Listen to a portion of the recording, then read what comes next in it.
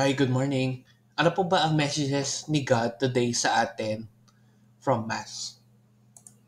So, number one, God has a soft spot for the poor. So, talagang ang Diyos is talagang priority niya ang mga mahihirap. And sana po ay makatulong rin tayo sa kanila.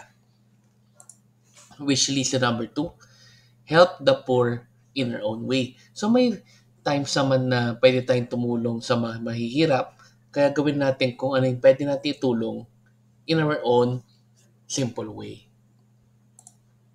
Number three, help in responding to the needs of poorest sectors in our society.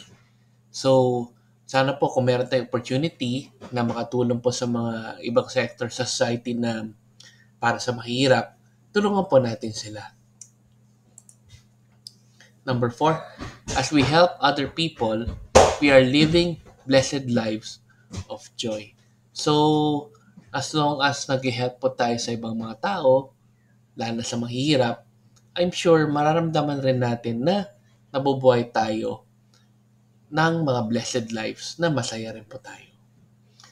Okay, let's let us give the simple prayer and Father, Son, and Spirit. Amen. Lord, sana po ay makatulong rin po kami sa mahirap. Kapag may opportunity po kami makatulong sa kapwa po namin na naghihirap po sa buhay or mga taong mahirap, mag-help po kami. And makatulong po kami sa mga needs po nila.